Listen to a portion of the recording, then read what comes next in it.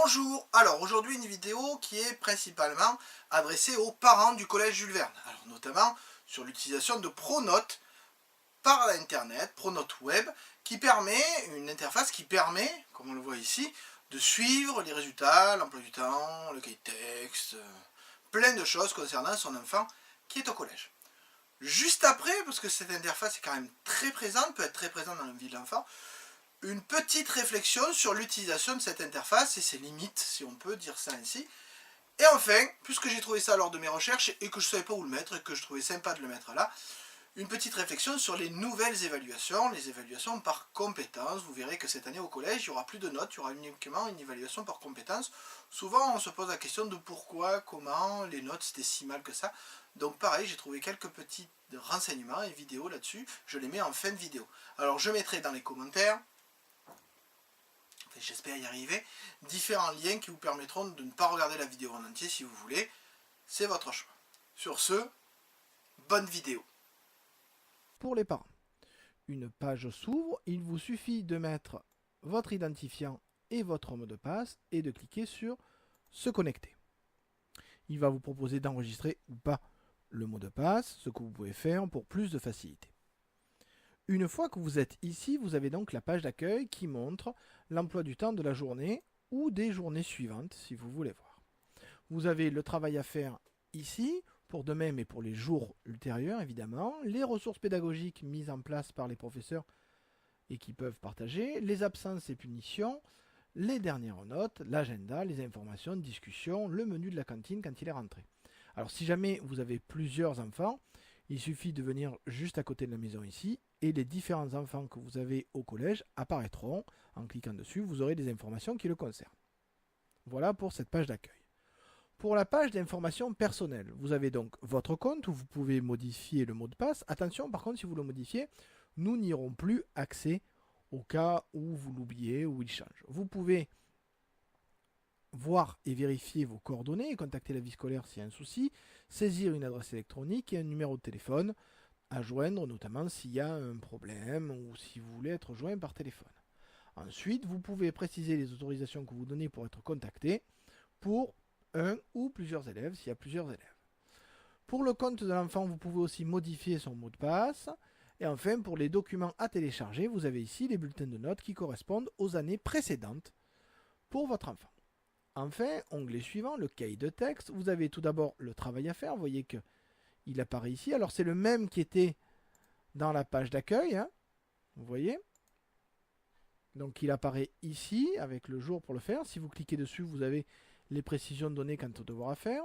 Ensuite, vous avez le contenu des cours qui apparaît ici quand il a été renseigné, avec les différentes dates évidemment. Et enfin, on y revient, les ressources pédagogiques qui ont été mises en place par les professeurs, comme des raccourcis ou des liens vers des vidéos par exemple.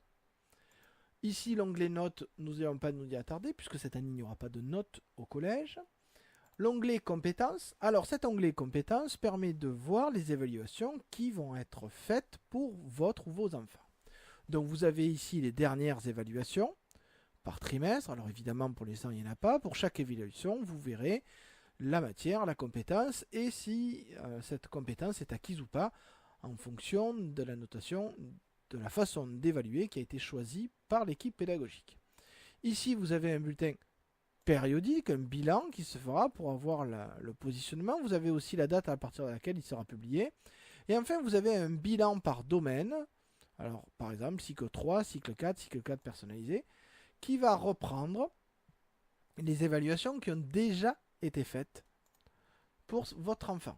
Alors, vous voyez, par exemple, ça, ce sont les évaluations de l'année dernière, mais qu'effectivement, comme l'évaluation par compétence se fait par cycle, je rappelle, cycle 3, CM1, CM2, 6e, cycle 4, 5e, 4e, 3e, ce sont les évaluations de toutes les années du même cycle qui sont prises en compte pour le bilan par domaine en fin de cycle, donc en fin de 3e ou en fin de 6e. Donc vous voyez ici apparaître les évaluations qui ont été faites les années précédentes avec leur niveau d'évaluation qui va de A à B à excellent, de A à C, A à excellent, à D, A excellent, B moyen, C fragile, D insuffisant. Vous aurez ici, quand il sera publié, les résultats qui correspondent au livret scolaire, et le suivi pluriannuel qui vous permet de voir les moyennes des années précédentes, puisque précédemment il y avait des moyennes. L'onglet vie scolaire, lui, vous permet de voir l'emploi du temps de votre enfant chaque semaine. Alors si vous ne savez pas le numéro de semaine, vous avez ici les dates qui vous permettent de vous repérer. Et vous avez aussi un récapitulatif des observations, encouragements, défauts de carnet, absences, etc. pour votre enfant. Ici, vous avez une aide qui peut être apportée au niveau de l'orientation. Effectivement, on vous présente déjà les vœux possibles, une partie en tout cas des vœux possibles en fin de 3e. Vous avez la même chose quand vous êtes en 5e. Voilà une partie des vœux qui existeront pour la fin de 5e. Ici, vous avez une interface qui sera ouverte en temps et en heure pour les personnes qui le nécessitent pour saisir des informations ou consulter l'avis et la proposition du conseil de classe. Ici, vous avez l'onglet stage qui permettra de remplir la fiche de stage. Alors, ces stages ont lieu, ce sont des stages de découverte en 3e. Ici, vous avez l'onglet qui permettra de mettre en place des rendez-vous pour les rencontres parents-professeurs, notamment les parents et les professeurs peuvent remplir leur indisponibilité, leur désirata, et ainsi voir un planning qui sera disponible, évidemment, quand la session rencontre parents-professeurs sera définie. Enfin, vous avez un onglet communication qui permet notamment de voir les informations qui vous sont envoyées par les personnels, mais aussi d'ouvrir des discussions, si vous le désirez, avec des personnels. Si vous désirez leur écrire, il suffit de cocher, de dire démarrer une discussion, et vous pouvez entamer une discussion avec le professeur qui verra cette discussion apparaître dès qu'il se connectera à Pronote, évidemment. Vous avez ici l'onglet personnel, vous verrez comment les contacter par ailleurs. Donc ici vous avez l'agenda, pour l'instant aucun événement n'a été publié, le menu de la cantine quand il sera publié, et le calendrier scolaire avec notamment les week-ends et les vacances et jours fériés quand elles seront disponibles et saisies dans le Pronote. Vous pouvez aussi, regardez ici, enregistrer des informations quand c'est disponible, imprimer ce que vous désirez imprimer, et enfin, communiquer avec. Et donc, vous voyez que là, on en revient à l'onglet communication avec un petit détail. Ici, on peut aussi rédiger un email et on peut aussi contacter. On peut aussi rédiger. Effectivement, ici, on arrive à communiquer. Il suffit de cliquer, de choisir le professeur avec lequel on veut communiquer. Et si le professeur a coché la case rédiger un email, vous pourrez directement lui envoyer un email ou alors démarrer une discussion comme on l'a vu avec l'onglet précédent. Voilà. Donc vous voyez bien que ici Pronote permet un suivi très fin et très serré, dirais-je, de ce qui se passe au collège, aussi bien pour l'emploi du temps que pour le cahier de texte, que pour les évaluations, que pour les sanctions. Ne perdons pas de vue tout de même quelque chose dont je vais parler juste après cette présentation. Bien, vous l'avez vu, donc Pronote est un outil très efficace pour pouvoir suivre son enfant au collège sans y être présent, bien évidemment. Donc vous aurez toutes les informations, le cahier de texte, l'emploi du temps, les mots dans le carnet, les évaluations, etc. Donc vous aurez beaucoup d'informations comparé à ce que nos parents, par exemple, avaient. Nous, il y avait une grande part des informations qui nous étaient confiées et qu'on devait transmettre, ou pas d'ailleurs, des fois. Hein. Non, pensez bien à cette note que vous n'avez pas vraiment dite, à ce courrier dont vous avez oublié de parler, ou même ce petit mot qui, bizarrement, est passé sous silence et sous les radars. Et c'est justement là un des inconvénients, si on peut dire, de Pronote. Il faut savoir que l'enfant, on parle bien d'enfant, hein, va se construire et va pouvoir développer sa propre personnalité grâce à l'autonomie qu'on lui laisse. Il se trouve qu'au collège, comparé à l'école primaire, avant c'était une autonomie qu'on pouvait acquérir au collège justement, puisqu'il y avait une différence, une distance entre la maison et l'établissement scolaire. En fait, il commençait à faire le distinguo entre sa partie professionnelle et sa partie privée, ces deux éléments se rencontrant des fois lors des réunions parents-prof ou quand les parents, disons prudents, pouvaient demander un rendez-vous à certains professeurs. Or, il se trouve qu'actuellement, on le voit bien, la distance diminue de plus en plus, c'est-à-dire que les parents peuvent vraiment voir tout ce qui se passe au collège, et même parfois, grâce à Pronote, avant même que l'élève soit au courant. C'est-à-dire qu'il est arrivé que des parents engueulent leurs enfants, je sais de quoi je parle, parce qu'en fait ils avaient une mauvaise note dont l'élève n'était même pas au courant, parce que le professeur l'avait renseigné sur Pronote, mais n'avait pas encore rendu la copie, puisqu'il n'avait pas vu cette classe-là. Donc vous voyez, Pronote c'est bien, on peut suivre, on peut avoir beaucoup d'informations, mais il faut aussi apprendre du coup à laisser d'autres parts de liberté à nos enfants pour qu'ils puissent grandir. Alors c'est pas moi qui le dis le mieux, c'est lui, Marcel Ruffo, un pédopsychiatre de Marseille, donc déjà, un Marseillais, quelque chose de bien. Donc j'ai trouvé quelques interviews, quelques interventions de lui, je mettrai les liens directs dans la vidéo, dans les commentaires des vidéos, où il parle justement de cette prise d'autonomie. Donc vous verrez, il en parle beaucoup mieux que moi. On se revoit juste après son intervention. Là, il est avec des lycéens et il leur explique comment répondre à la pression des parents, parce que justement, quand on a tous ces résultats, on a tendance à mettre plus de pression sur nos enfants pour qu'ils réussissent absolument. C'est humain, c'est normal, c'est aussi le rôle d'un parent, mais bon, il va en parler mieux que moi. Bonne vidéo. Avec un homme qui suit l'évolution de ses enfants, de ses générations, qui y met beaucoup de passion. Il est pédopsychiatre, c'est le professeur Marcel Ruffo. Tu réussiras mieux que moi, les craintes et les désirs d'école. Voilà ce qu'il publie comme essai aux éditions Anne Carrière. Bonjour Quentin. Alors n'est-il pas normal pour vous que les parents s'inquiètent et mettent ainsi la pression sur leurs propres enfants? Est-ce que c'est du vécu, Quentin, ce que vous nous dites là? Non, c'est un ami à lui. Exactement. Moi, je crois que les parents, être parent, c'est avoir des préoccupations d'avenir sur ses enfants. C'est-à-dire qu'être parent, d'abord, c'est que des enfants vous survivent. C'est-à-dire que vous avez une mission essentielle par rapport aux anciens, c'est de continuer la mémoire et leurs souvenirs quand on ne sera plus là. Et donc, l'histoire de la pression qu'ils mettent, c'est aussi qu'ils veulent toujours que vous fassiez les études et qu'ils n'ont pas faites. C'est quelque chose de très très particulier. Toi, tu feras mieux que moi, tu réussiras des choses difficiles. Je crois que le débat, la discussion, il faut aussi que les parents puissent vous dire non. Et puissent vous dire oui, quoi. Et comme vous puissiez dire non et oui à vos parents. C'est un échange, c'est pas uniquement le pater familias a vécu. C'était un paranoïaque maintenant qui serait destiné à être examiné par un juge pour enfants. Donc c'est cuit ça. Mais par contre, l'histoire de la discussion, de dire je suis pas d'accord, les parents ont le droit aussi de pas être d'accord, quoi. C'est essentiel. Oui, vous dites quand même que les parents, ils sont quand même trop perfectionnistes en général pour leurs enfants. Non, je crois perfectionniste, c'est surtout une crainte. Ils sont plus dans la crainte que leurs enfants soient en difficulté. On parle de crise sans arrêt. Comment voulez-vous que les parents ne s'inquiètent pas pour, par exemple, les diplômes, la scolarité, etc. Oui, qui pour eux est un sésame aussi. Bien Alors, Est-ce que la pression ne sert pas aussi de motivation pour certains? Sûrement, sûrement. La pression, les parents supporters, vous voyez, les parents qui sont supporters en disant « je crois en toi ». J'ai confiance en toi-même, mais surtout quand c'est difficile. Quand c'est facile, être supporter du PSG, par exemple, c'est pas très compliqué. Être supporter de l'OM, c'est plus complexe. Donc, si vous voulez... attention, il y a des Parisiens dans le studio. Non, mais d'accord, mais je sais bien, mais c'est pour ça que je flatte leur équipe, mais en même temps, c'est plus facile d'être supporter du PSG, honnêtement. Supporter, justement, quand ça va pas trop, les parents doivent se comporter comme des supporters de l'OM, quoi, actuellement. Voilà. Comment dire à ses parents qu'ils en font trop? Qu'ils ont, pardon? Comment dire à ses parents qu'ils en font trop? Dans cette exigence. Oui, mais vous savez, il y a quelque chose que je voudrais vous dire, c'est comment ne pas souffrir de parents qui en font pas, qui font rien. De toute ma carrière, ce que j'ai compris vraiment de ma carrière, c'est qu'il n'y a rien de pire qu'un parent ou une mère, surtout abandonnique. L'impression de ne pas être soutenu et accompagné par sa mère ou son père. Donc les parents un peu casse-pieds, c'est des parents aimants qui exagèrent un peu. Mais petit à petit, vous les calmerez, vous deviendrez à votre tour le parent de vos parents et ça ira mieux. Il faut attendre un peu.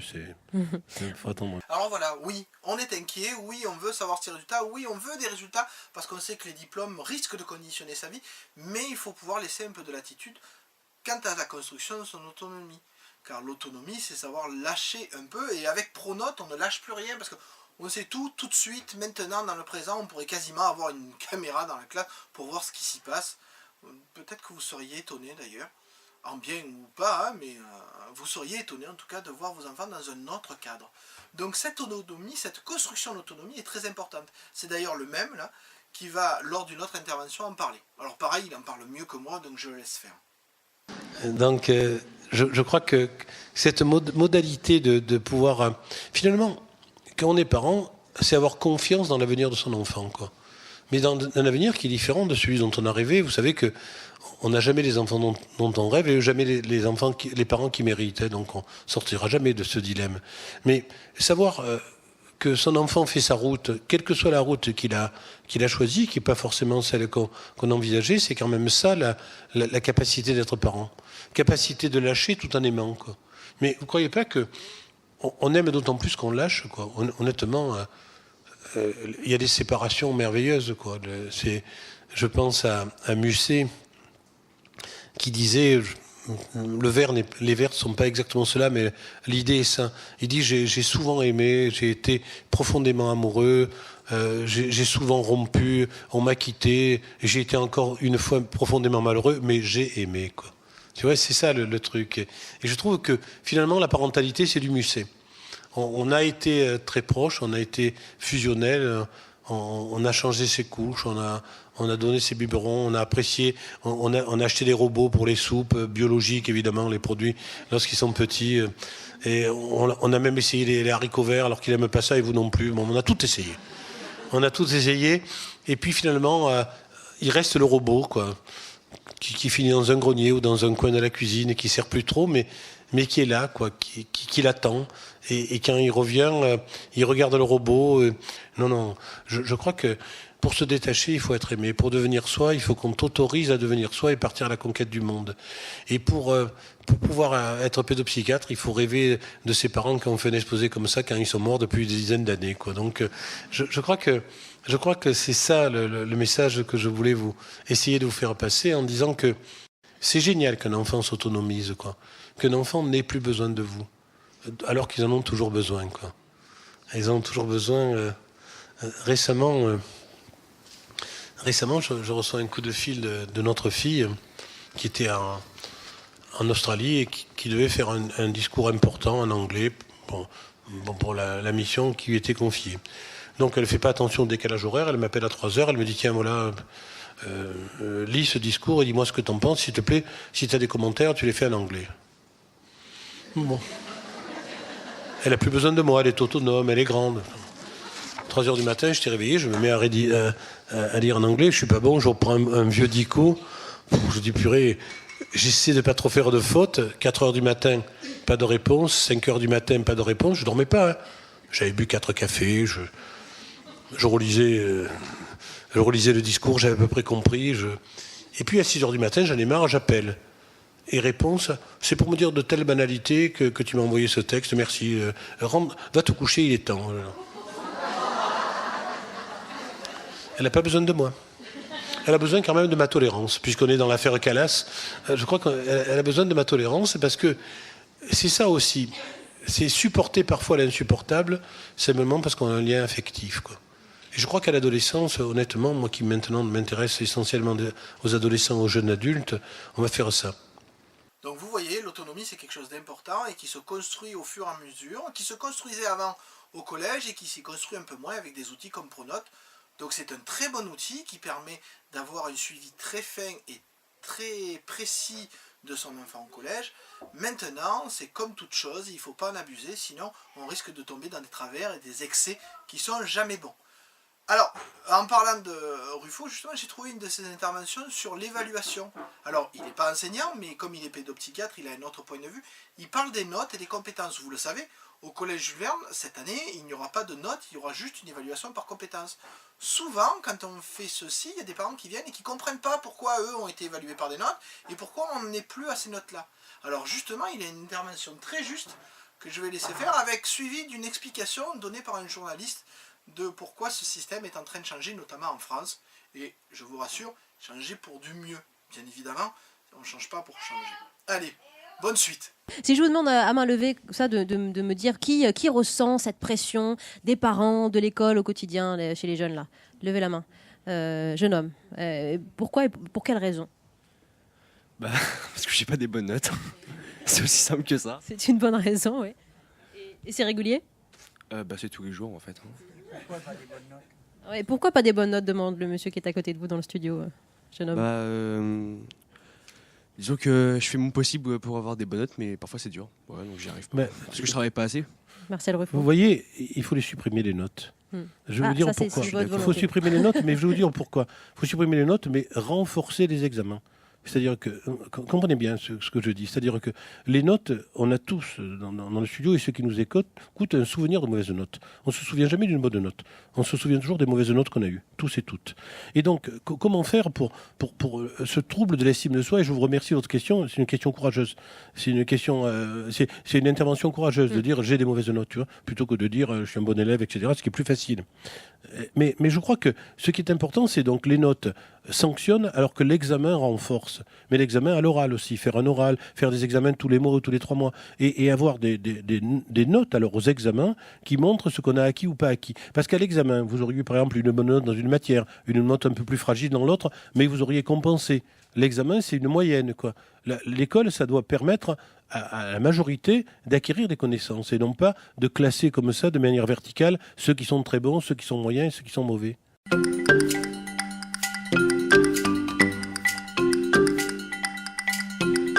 La notation, c'est un vieux débat. Bon nombre d'établissements, notamment dans le primaire, ont depuis longtemps oublié le vieux système des notes entre 0 et 20 et ont choisi de les remplacer par un système de lettres, de gommettes de couleurs, voire de smileys.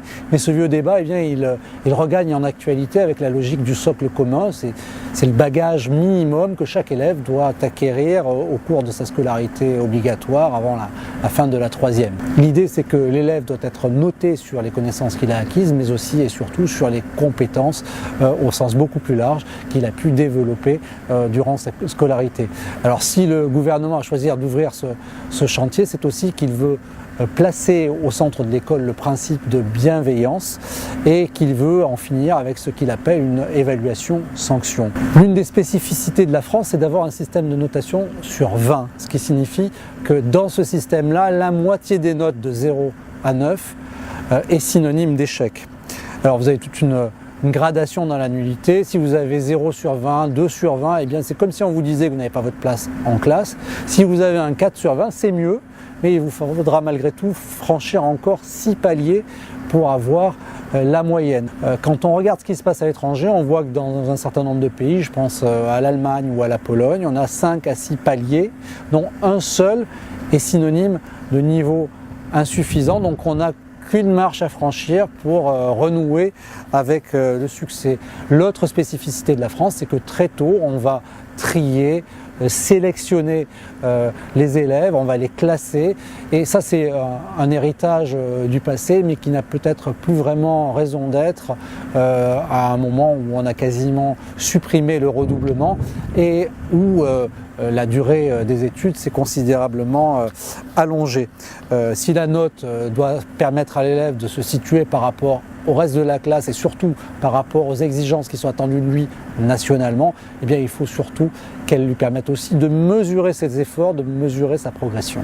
La réforme qui s'annonce, elle est étroitement liée au socle commun de connaissances, de compétences et de culture qui vient d'être révisé. Elle met donc l'accent sur l'évaluation de chacun des grands domaines de ce socle. Les enseignants doivent à chaque fois situer, positionner les élèves suivant un barème, suivant une échelle contenant 4 niveaux de maîtrise, du plus faible au plus fort. Mais ce qui est nouveau dans le système français, c'est que sur les 4 stades, sur les 4 paliers, il y en a un seul qui est synonyme d'échec pour l'élève. Alors cette démarche, elle vaut pour le primaire, elle vaut aussi pour le collège, y compris pour le contrôle continu du brevet, mais cela ne signifie pas pour autant que les enseignants ne puissent plus utiliser la note sur 10 ou la note sur 20. En réalité, les deux systèmes vont très vraisemblablement cohabiter. Au risque de rendre sa réforme un petit peu moins lisible, le gouvernement a choisi de ménager tous ceux qui l'accusent déjà de vouloir casser le thermomètre. Il a déjà eu un semblant de fronde contre sa réforme du collège et là il cherche à s'épargner une nouvelle bataille des notes. j'espère que pour vous c'est plus clair, les raisons de cette mise en place d'évaluation par compétences, pour avoir quelque chose de plus fin, de plus bienveillant aussi, comme on nous le dit souvent, quelque chose qui soit moins une sanction et plus un outil qui permette de voir où situer l'élève par rapport à ce dont il a besoin pour réussir en classe. Donc je vous remercie d'être resté jusque là, et je vous dis peut-être à bientôt pour une autre vidéo. Au revoir.